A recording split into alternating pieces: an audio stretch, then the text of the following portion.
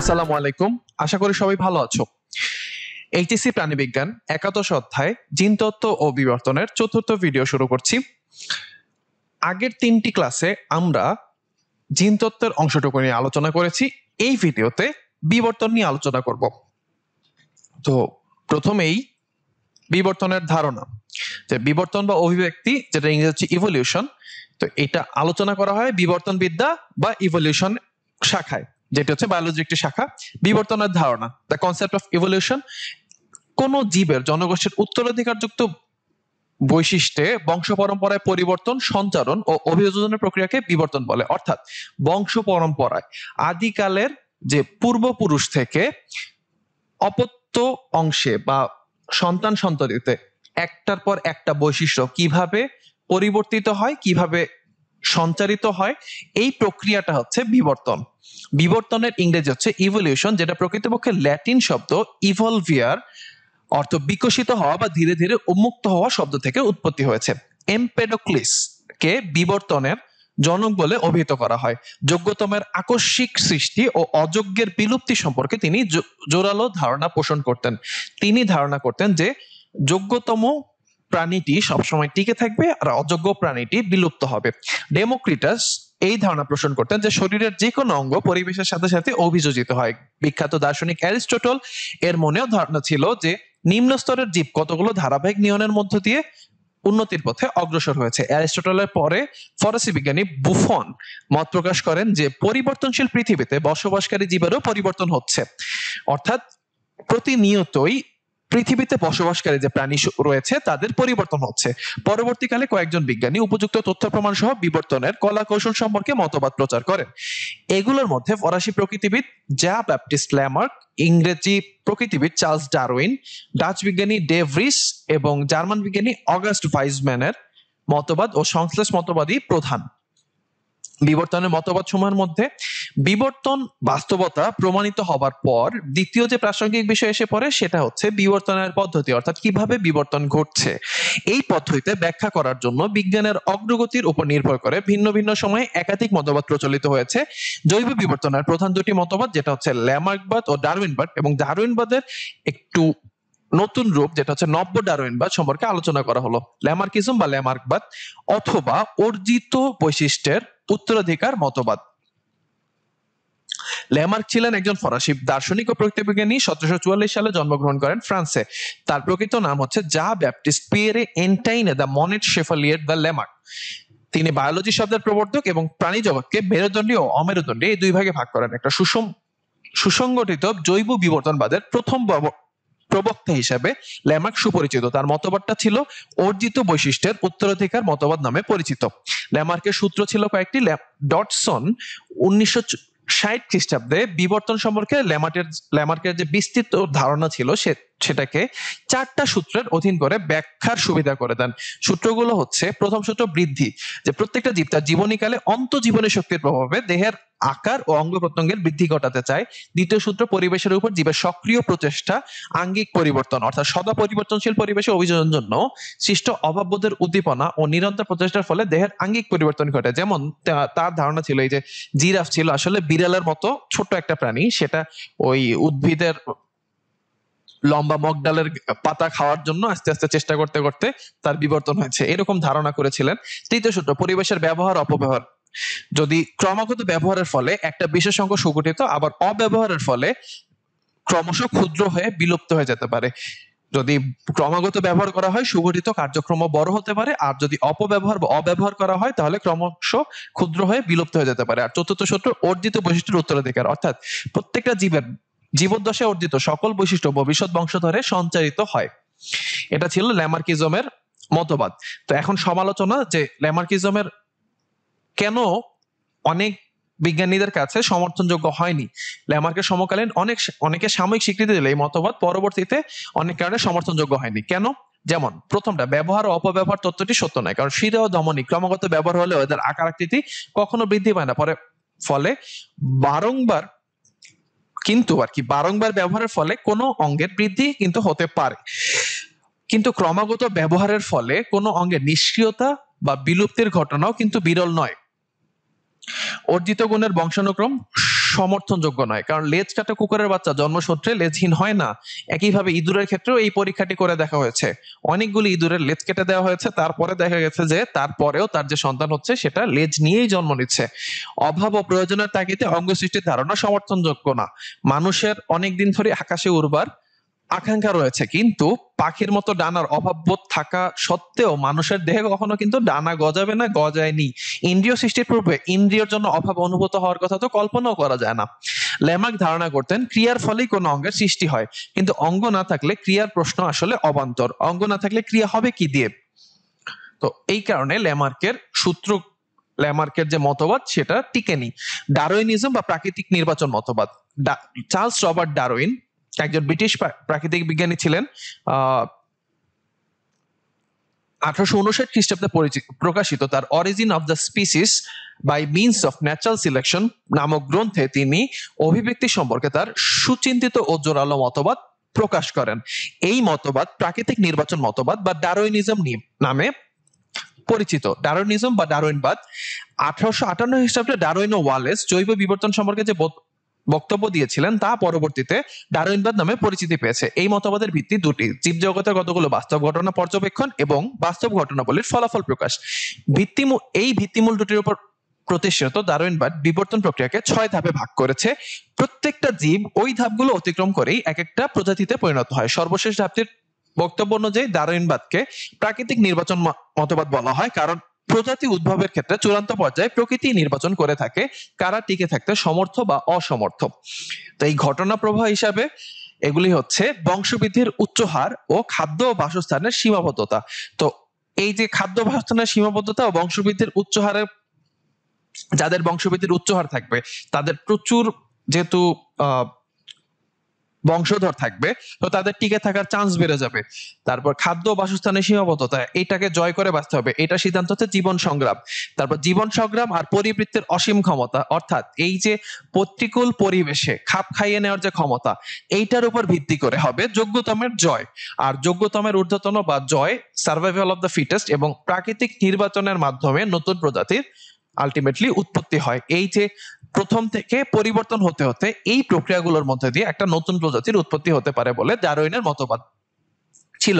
বংশবৃদ্ধির উচ্চ হার, প্রাণী উদ্ভিদ নির্বিশেষে জ্যামিতিক হারে যদি বংশবৃদ্ধির প্রবণতা দেখা যায়, ফলে বাঁচার সম্ভাবনা সম্পূর্ণ জীবের সংখ্যার চেয়ে জন্ম নেওয়ার হার দাঁড়ায় বহুগুণ বেশি। যেমন একটা স্যামন মাছ এক ঋতুতেই 2,80,00,000 ডিম পারে। যদি সমস্ত ডিম যদি পূর্ণাঙ্গ প্রাণীতে পরিণত হয় এবং অনুরূপ ভাবে ডিম পারে, তাহলে পৃথিবীর জলভাগ প্রায় কয়েক বছরের মধ্যেই কেবলমাত্র এই স্যামন মাছের এক প্রজাতি দিয়েই পূর্ণ হয়ে যাবে। কিন্তু যতখানি ডিম পারে তার বেশিরভাগই পূর্ণাঙ্গ প্রাণীতে পরিণত হয় না, সেটা হয় ডিম নষ্ট হয়ে যায় বা অন্য প্রাণী দিয়ে ভক্ষণ হয়ে যায়। খাদ্য ও বাসস্থানের সীমাবদ্ধতা, প্রাকৃতিক খাদ্যের উৎপাদন হার এবং ভূপৃষ্ঠের আয়তন কিন্তু সীমাবদ্ধ। এই জীবের জ্যামিতিক হারে বংশবৃদ্ধির ফলে এদের ভিতরে পর্যাপ্ত আহার ও যোগ্য বাসস্থানের জন্য প্রতিযোগিতা শুরু হবে এবং এরা প্রাকৃতিক বাধার সম্মুখীন হবে। জীবন সংগ্রাম, ডারউইনের মতে প্রাকৃতিক বাধা কার্যকর হয় জীবন সংগ্রামের মাধ্যমে। একই দিকে ক্রমাগত বংশবৃদ্ধি, অন্যদিকে খাদ্য ও বাসস্থানের যোগান জীবনকে প্রবল প্রতিযোগিতার মুখে ঠেলে দেয়। এতে বেঁচে থাকার উপযুক্ত জীব বাছাই হয়ে যায়। এটি জীবন সংগ্রাম বা অস্তিত্বের জন্য সংগ্রাম। জীবন সংগ্রাম প্রধানত 3 ভাবে সংগঠিত হয়ে থাকে। একটা হচ্ছে অন্তঃপ্রজাতিক সংগ্রাম, অর্থাৎ একই প্রজাতির মধ্যে সংগ্রাম। যদি আমরা বলি যে মানুষের মধ্যে এই যে কন্টিনিউয়াসলি যে প্রতিযোগিতা, সেটা মানুষ কেন, যদি আমরা বনে জঙ্গলে যাই সেইখানকার যেসব প্রজাতি রয়েছে, অর্থাৎ যদি আমরা একদল বাঘের মধ্যে দেখি বা একদল গরুর মধ্যে দেখি, তাদের মধ্যেও কিন্তু খাবার নিয়ে প্রতিযোগিতা থাকে, খাদ্য বাসস্থান নিয়ে প্রতিযোগিতা থাকে। তো একে বলা হয় অন্তঃপ্রজাতিক, অর্থাৎ প্রজাতির মধ্যে যে সংগ্রাম। উদাহরণস্বরূপ বলা যায় একটা দ্বীপে নির্দিষ্ট প্রজাতির তৃণভোজী প্রাণীর সংখ্যা অত্যাধিক হারে বেড়ে গেলে খাদ্য বাসস্থান সীমাবদ্ধ হয়, নিজেদের মধ্যে সংগ্রামে অবতীর্ণ হয়। সবল প্রাণীগুলো দুর্বলদের প্রতিহত করে, ফলে দুর্বলরা কিছুদিনের মধ্যে অনাহারে মারা যায় এবং বিলুপ্ত হয়ে যায়। আন্তঃপ্রজাতিক সংগ্রাম, যে কোনো 2 বা ততোধিক প্রজাতির মধ্যে বাঁচার জন্য যে প্রতিযোগিতা ঘটে তাকেই বলা হয় আন্তঃপ্রজাতিক বা বিষম প্রজাতির সংগ্রাম। যেমন ব্যাঙ একদিকে কীটপতঙ্গ বহন করে, আবার অন্যদিকে ব্যাঙ সাপ কর্তৃক ভক্ষিত হয়, আবার ময়ূর কর্তৃক ব্যাঙ সাপ উভয় ভক্ষিত হয়। এই যে তাদের মধ্যে যে সংগ্রাম হয়, যে কে কাকে কোন চেনে খেয়ে কে কাকে বাঁচিয়ে রাখবে, এটাই হচ্ছে আন্তঃপ্রজাতিক সংগ্রাম। পরিবেশগত সংগ্রাম, জীব যে পরিবেশে বাস করে এবং সেখানে যে প্রতিকূলতার সম্মুখীন হয় তা থেকে রক্ষার জন্য যে সংগ্রাম করতে হয় তাকে বলা হয় পরিবেশগত সংগ্রাম। অর্থাৎ অতিবৃষ্টি, অনাবৃষ্টি, ঝড়, ভূমিকম্প, সাইক্লোন, জলোচ্ছ্বাস, অধিক তাপশৈত্য, মহামারী, প্লাবন, এইসব প্রাকৃতিক বিপর্যয় জীবগুলোর ব্যাপক ক্ষতি করে। বরফ যুগের কবলে পড়ে ম্যামথ সহ অত্যন্ত মানে বিশাল আকৃতির অনেক প্রজাতি কিন্তু বিলুপ্ত হয়ে গেছে। সার্বজনীন পরিবৃত্তি বা প্রকরণের উপস্থিতি, বৈচিত্র্যময় পৃথিবীতে কোনো দুটি জীব হুবহু একই রকম নয়।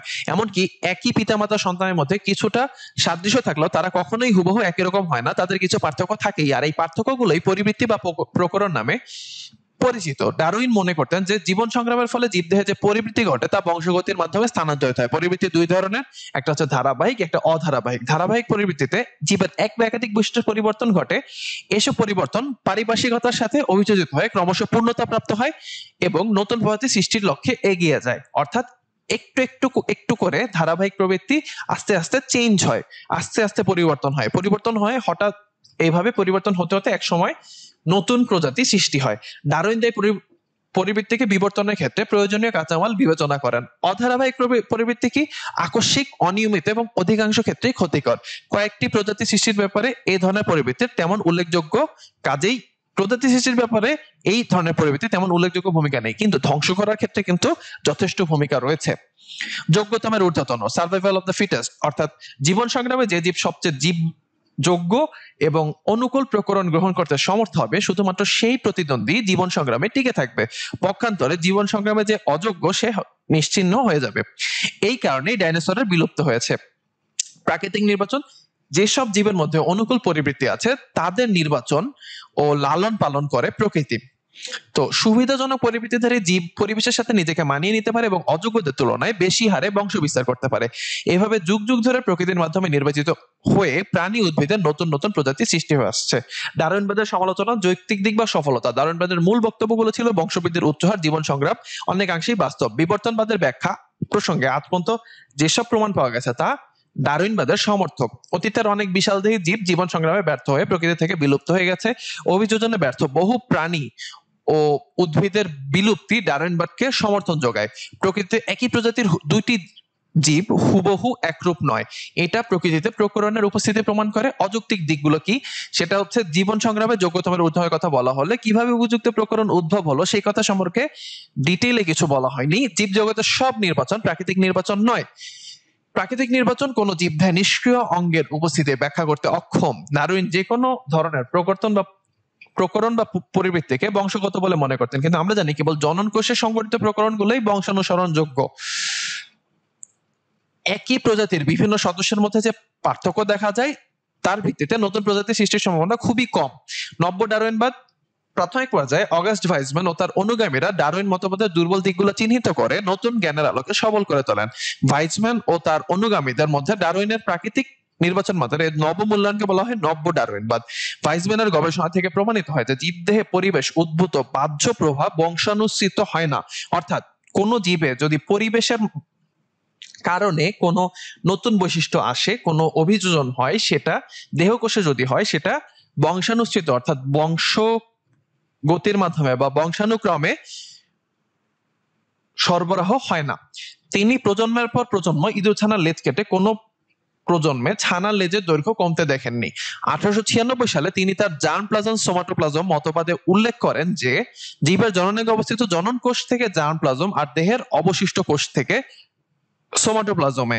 পরিবেশের প্রভাবে সোমাটোপ্লাজমে পরিবর্তন ঘটলেও জার্ম প্লাজমে কোনো পরিবর্তন নাও ঘটতে পারে, তাই সোমাটোপ্লাজমে সংঘটিত পরিবর্তন বংশগতি লাভে সমর্থ হয় না। তাই পরিবেশের সব প্রত্যক্ষ প্রভাবই বিবর্তনের শর্ত হতে পারে না। নব্য ডারউইনবাদের মধ্যে ভাইসম্যান ছাড়াও Huxley, Spencer, Jordan, grey, Haeckel এর নাম উল্লেখযোগ্য। নব্য ডারউইনবাদের ব্যাখ্যায় বলা হয়েছে যে প্রাকৃতিক নির্বাচন ঘটে পপুলেশন পর্যায়ে, অর্থাৎ পপুলেশন বলতে বোঝাচ্ছে একটা নির্দিষ্ট গোষ্ঠী পর্যায়ে। অভিযোজনের কারণ একাধিক, প্রাকৃতিক নির্বাচন এর মধ্যে যে কোনো একটা কারণ। প্রাকৃতিক নির্বাচন ঘটে জীবের জার্ম প্লাজম স্তরে, আর জার্ম প্লাজম স্তরে সংঘটিত পরিবর্তনই বংশগতি লাভে সমর্থ হয়। জার্ম প্লাজম তত্ত্বের আলোকে কেবলমাত্র গোনাড থেকে অর্থাৎ আমাদের জননাঙ্গ থেকে অর্থাৎ জনন গ্রন্থি সমূহ থেকে জনন কোষের জেনেটিক বস্তু গঠিত হয়। এই মতবাদে প্রকরণের ব্যাখ্যায় বলা হয় যে জনন কোষে অভ্যন্তরীণ উদ্দীপনার ফলেই পরবর্তী বংশধরে প্রকরণের উদ্ভব ঘটে, তাই ফলে নতুন প্রজাতি সৃষ্টি হয়। ল্যামার্ক ও ডারউইনবাদের মতবাদের মধ্যে পার্থক্য। ল্যামার্কবাদ ও ডারউইনবাদের মধ্যে পার্থক্য যদি আমরা দেখি,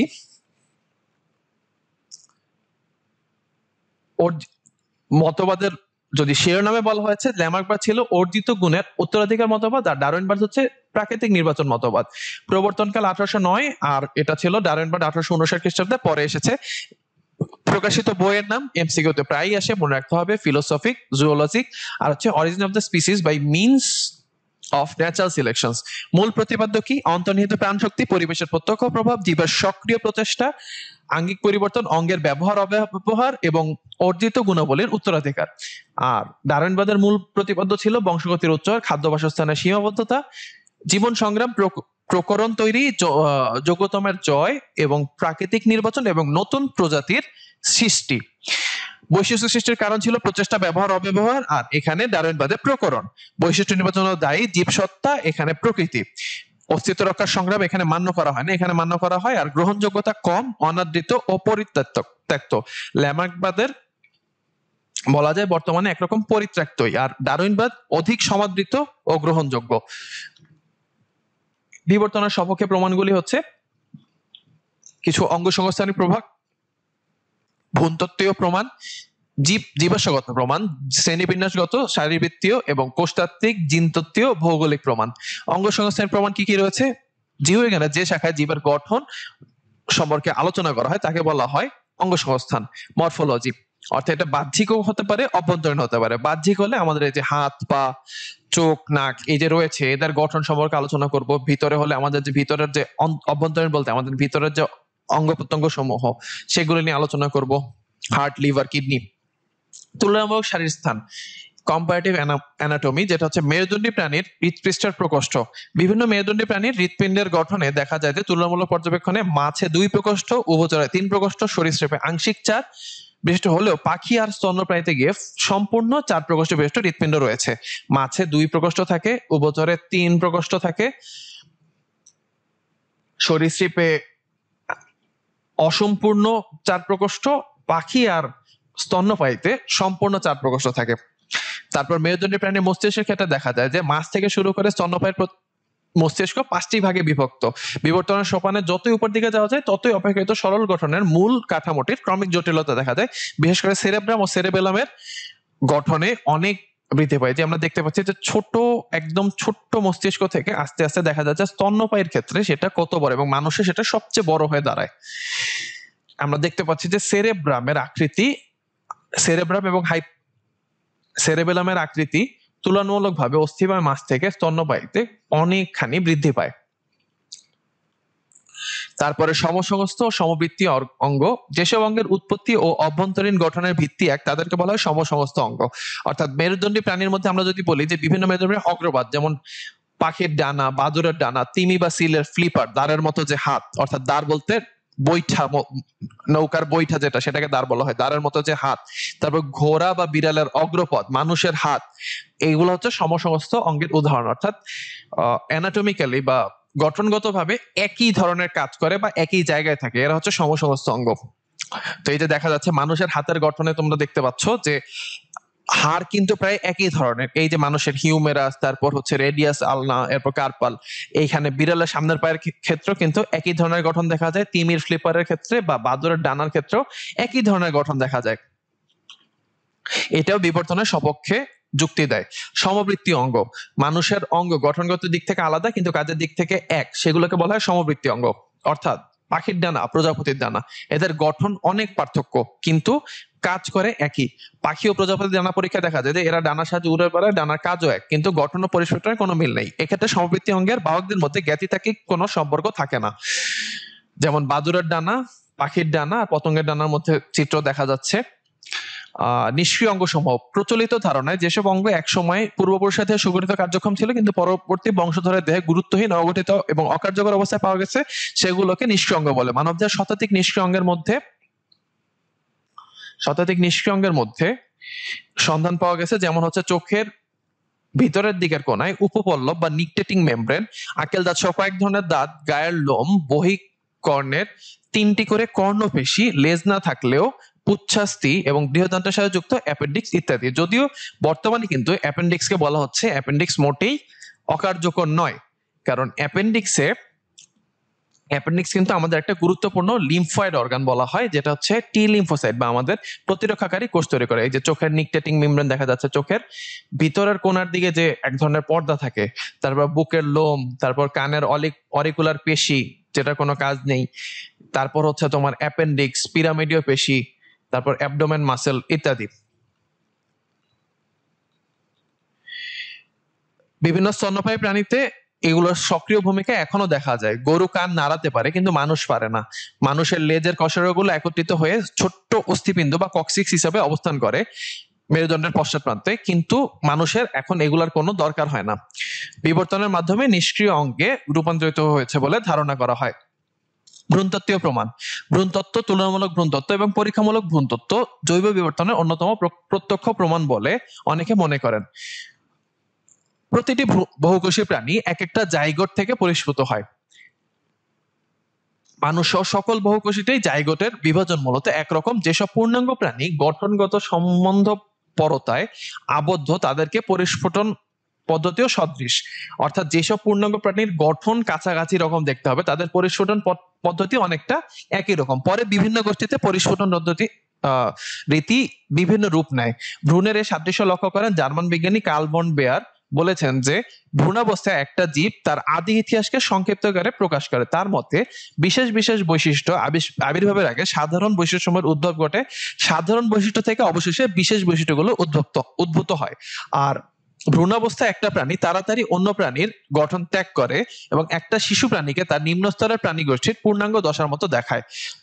এখানে আমরা দেখতে পাচ্ছি যে মাছ, স্যালামান্ডার, কচ্ছপ, মোরগ, খরগোশ, মানুষ সবারই কিন্তু ভ্রূণের যে প্রাথমিক ভ্রূণের ছবি অনেকটা একই রকমের। সবার মধ্যে এই যে গিল রয়েছে, লেজ রয়েছে। এরপর পরবর্তী ধাপেই সবার যে প্রকৃত রূপ সেটা আসতে শুরু করে এবং আলটিমেটলি কিছুদিন পরে সেটা তাদের শিশু গঠনের মতো হয়ে যায়। অতএব বলা যায় যে সকল মেরুদণ্ডী প্রাণী একই পূর্বপুরুষ থেকে সৃষ্টি হয়ে পরে বিভিন্নভাবে বিকশিত অভিযোজিত হয়েছে। পরবর্তীতে আর্নেস্ট হেকেল 1866 খ্রিস্টাব্দে বিভিন্ন প্রাণীর জীবন ইতিহাস ও ভ্রূণের পরিস্ফুটন পর্যবেক্ষণ করে বলেন যে পুনরাবৃত্তি মতবাদ নামে আখ্যায়িত করেন এটাকে, যে এই মতবাদ অনুযায়ী ব্যক্তিজনী জাতিজনীর পুনরাবৃত্তি করে।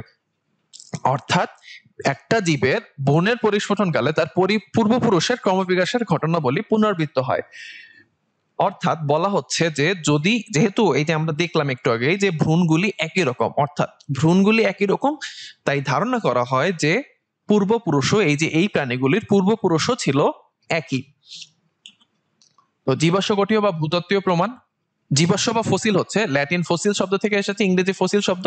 ফসিল অর্থ হচ্ছে ডাগ আউট, অর্থাৎ মাটি খুঁড়ে যেসব কিছু পাওয়া যেত তাকেই জীবাশ্ম বা ফসিল বলা হতো। বর্তমানে পৃথিবীর ভূত্বকে প্রাকৃতিক উপায়ে সংরক্ষিত প্রাগৈতিহাসিক অর্থাৎ অনেক আগের জীবের দেহ, দেহাবশেষ বা দেহের কোনো অংশের চিহ্ন বা সাক্ষ্যকে বলা হয় জীবাশ্ম বা ফসিল। তো জীববিজ্ঞানের যে শাখায় জীবাশ্ম আহরণ, বয়স ও বিবর্তনের ধরন নির্ধারণ সহ বিভিন্ন দিক তুলে নেওয়া হয় তাকে বলা হয় প্যালিওন্টোলজি বা জীবাশ্মবিদ্যা। জীবাশ্ম সম্পর্কিত জ্ঞান সংগ্রহ করতে হলে ভূপৃষ্ঠের শিলাস্তর সম্পর্কেও জ্ঞান লাভ করতে হয় বলে বিবর্তনের এই প্রমাণকে ভূতত্ত্বীয় প্রমাণ বা জিওলজিক্যাল এভিডেন্সও বলা হয়। ভূতত্ত্ববিদ এই পাললিক শিলাকে 5টি প্রধান স্তরে চিহ্নিত করেছেন। প্রত্যেক স্তর সৃষ্টিতে যত সময় লেগেছে তাকে বলা হয় এক একটা এরা। প্রত্যেকটা এরাকে আবার একাধিক পিরিয়ডে ভাগ করা হয়েছে, আবার এক একটা পিরিয়ডকে আবার ইপোক এ ভাগ করা হয়েছে। এখানে কিছু একটা চিত্র দেখা যাচ্ছে ঘোড়ার বিবর্তনের ধারা। ধারণা করা হয় ঘোড়াও প্রথমে এই যে বিড়ালের মতো ছোট্ট একটা প্রাণী ছিল যেটা দেখা যাচ্ছে ইওহিপ্পাস। তারপর সেখান থেকে সেটা আস্তে আস্তে বিবর্তনের ধারায় আস্তে আস্তে একটু একটু একটু বড় হতে হতে মডার্ন যে হর্স, এই আলটিমেটলি এত বড় একটা ঘোড়ায় দাঁড়ায়। ঘোড়ার বিবর্তনের ধারায় ইওহিপ্পাস থেকে অরোহিপ্পাস, সেখান থেকে মেজোহিপ্পাস, মেরিচিপ্পাস, প্লিওহিপ্পাস এবং প্লেসিহিপ্পাস হয়ে ইকুয়াস, যেটা হচ্ছে আধুনিক ঘোড়ায় রূপ নিয়েছে। তোমাদের এই নামকরণটা মনে রাখতে হবে না, যদি সিরিয়ালটা মনে রাখতে পারো ভালো, না রাখলে খুব বেশি সমস্যা হবে না। সংযোগকারী যোগসূত্র। দুটি কাছাকাছি শ্রেণীবদ্ধ গোষ্ঠী যেমন পর্ব বা শ্রেণীর মধ্যবর্তী দশার জীবাশ্মকে বলা হয় সংযোগকারী যোগসূত্র। আর্কিওপটেরিক্স এই ধরনের একটা জীবাশ্ম। আদি পাখির নাম বলা হয় আর্কিওপটেরিস, যার অর্থ হচ্ছে ancient wing inscribed in stone, অর্থাৎ অনেক পুরানো একটা পাখার কথা বলা হয়েছে যেটা পাথরের মধ্যে আটকে আছে। এদের কোনো সদস্য বর্তমানে জীবিত নেই। আজ থেকে 14,70,00,000 বছর আগে জুরাসিক যুগে এর আবির্ভাব হয়েছিল। এই পাখির ধ্বংসাবশেষ জার্মানির ব্যাভেরিয়ার বিখ্যাত সোলেনহোপেন অঞ্চল থেকে সংগ্রহ করা হয়েছে।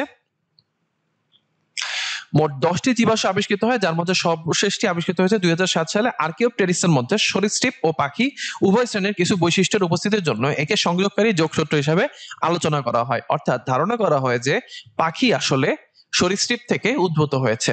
তো পাখি ও সরীসৃপের মধ্যে সংযোগকারী যোগসূত্র হিসেবে বিবেচনা করা হয় কাকে? আর্কিওপটেরিক্সকে। আর্কিওপটেরিক্সের সরীসৃপ বৈশিষ্ট্য কি কি? দেহ সরীসৃপের মতো এবং শুষ্ক আইসযুক্ত। দেহ কঙ্কাল পুরু ও ভারী হাড় দিয়ে তৈরি। তারপর হচ্ছে ডানার, আমরা জানি পাখির হাড় কিন্তু খুবই হালকা হয়। ডানার অগ্রভাগে নখর এবং চোয়ালে দাঁত রয়েছে। পাখির বৈশিষ্ট্য: দেহ গঠন পাখির মতো এবং লেজ ও ডানা পালকযুক্ত।